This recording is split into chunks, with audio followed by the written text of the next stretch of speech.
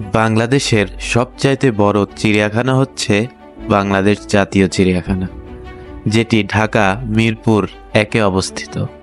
এই পর্যটন স্থানটিকে ঘিরে আমাদের যেন আগ্রহের শেষ নেই, কেননা এখানে রয়্যাল বেঙ্গল টাইগার থেকে শুরু করে সিংহ এবং নানান রকমের স্তন্যপায়ী প্রাণী, জলজ প্রাণী ও নানা রকমের পশু পাখি রয়েছে। এই ভিডিওতে আপনাদের সাথে শেয়ার করব কিভাবে 2025 সালে আপনারা ঢাকায় এসে এই পর্যটন স্থানটি উপভোগ করতে পারবেন এবং কত টাকা এখানকার টিকিট প্রাইস, কাদের টিকিট লাগবে।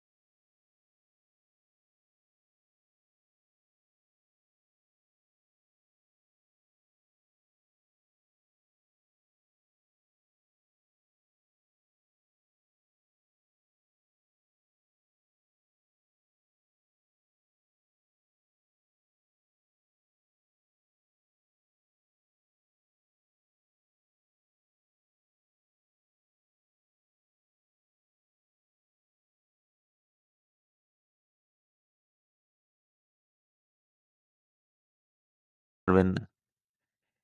এখানে আসলে একদিনে ঘুরে শেষ করা আসলে সম্ভব না। যাই হোক, আমরা এখন সেই পাখিগুলো দেখে সামনে আগাতে থাকলাম এবং আগাতে আগাতে আমরা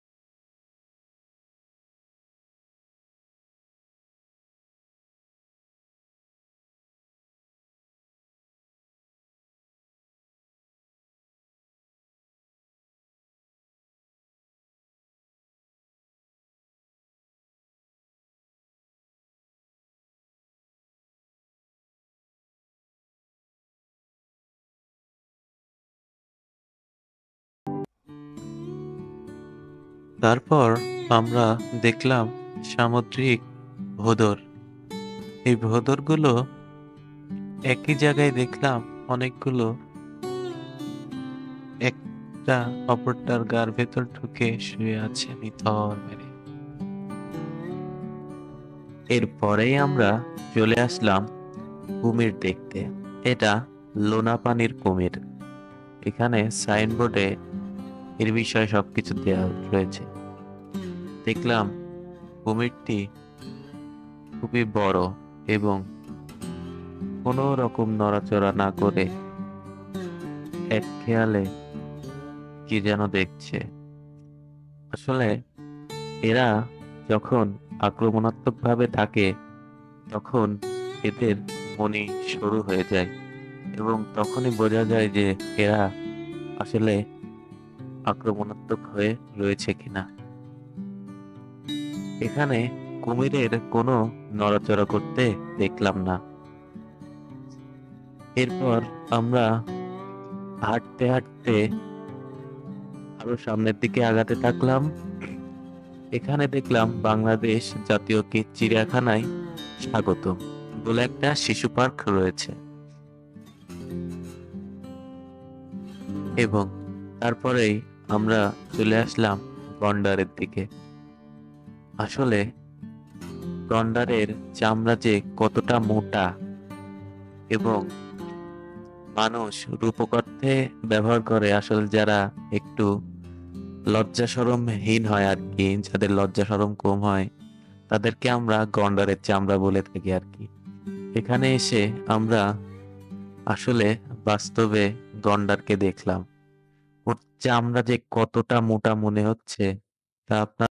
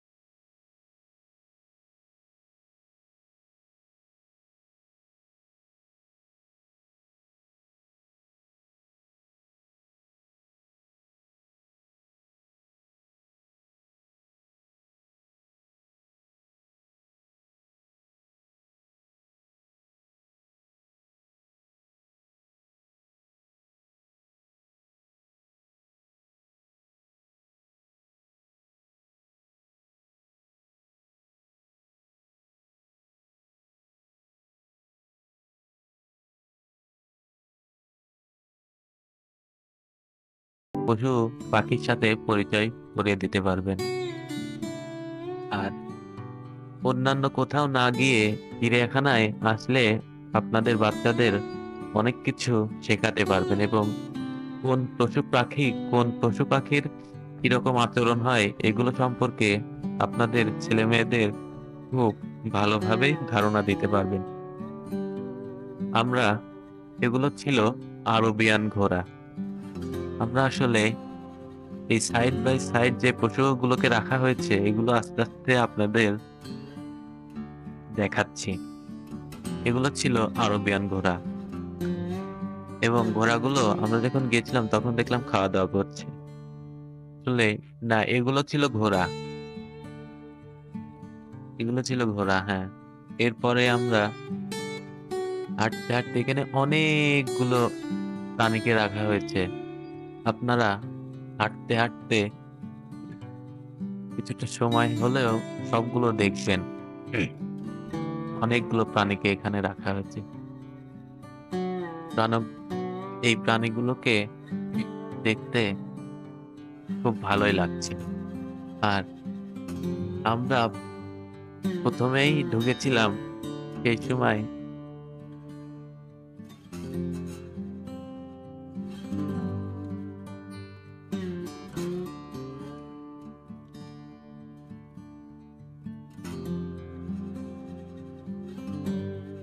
আর এগুলো ছিল জেব্রা। আসলে জেব্রাকে তো কাছে সামনে থেকে কখনো দেখিনি।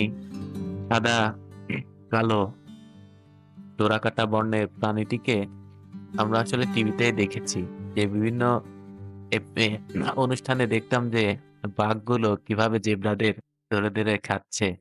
এগুলো দেখা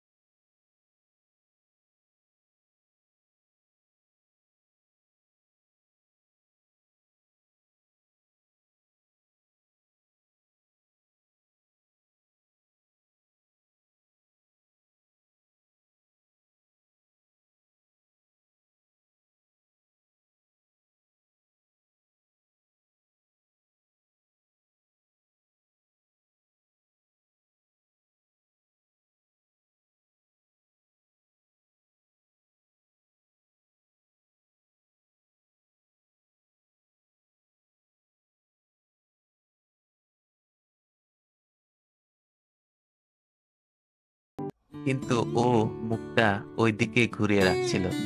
সেজন্য ওর পাখনাগুলো সৌন্দর্য আপনাদের অতটা দেখাতে পারলাম না, কিন্তু পেছন সাইড থেকে অনেক বড় পাখনা ও সাট করে রেখেছিল। আসলে ময়ূররা যে কত সুন্দর হয় এগুলো আপনারা কাছ থেকে দেখে ছাড়া বুঝতে পারবেন না। আসলে পৃথিবীতে দেখলাম পুরুষদেরকেই সবচেয়ে বেশি সুন্দর লাগে দেখতে, কারণ আপনারা ময়ূর বলেন, সিংহ বলেন, কিংবা অন্য আরো প্রাণী আছে, সবই কিন্তু পুরুষ জাতিগুলোই সুন্দর। যেমন মোরগ বলেন, সবই কিন্তু পুরুষ মোরগগুলোই সুন্দর, কিন্তু মুরগিগুলো কিংবা ময়ূরীগুলো দেখেন, সিংহীগুলো দেখেন, এগুলো কিন্তু অতটা সুন্দর না। এজন্যই পুরুষদেরকে নিজের ওয়েটটা বুঝতে হবে আর কি। আমাদের মানুষের কথা বলছি, এখানে অনেক প্রজাতির ময়ূর ছিল। এখানে অনেক প্রজাতির ময়ূর ছিল এবং একটি ময়ূরকে আপনাদের কাছ থেকে দেখাচ্ছি। এই ময়ূরটা দেখলাম কি যেন খুঁটে খুঁটে সে খাচ্ছে। ময়ূরগুলোকে আমরা অনেক কাছ থেকে দেখে খুবই সুন্দর লাগলো। আর এটা ছিল বানর। একটা বানরকে দেখলাম যে শুধু নড়াচড়া করছে। আমরা বুঝতে পারলাম না ও এরকম কেন করছে। আসলে আমরা কোনো দুষ্ট ছেলে মেয়েদের দেখলে আসলে বলি যে তো কি বানরের হাড় আছে নাকি। এ থেকে বুঝলাম যে হ্যাঁ, বানরের হাড় আছে, এই রূপক কথাটি কেন বলে। সুপ্রিয় দর্শক, এরই মধ্য দিয়েই আজকের এই ভিডিওটি শেষ করছি এবং এই সুন্দর লেকটি দেখতে দেখতেই আপনারা চিড়িয়াখানা সম্বন্ধে আরো কিছু জানতে চাইলে নিচে কমেন্ট বক্সে কমেন্ট করতে পারেন এবং আমাদের চ্যানেলটি সাবস্ক্রাইব করে আমাদের পাশে থাকতে পারেন। আসসালামু আলাইকুম।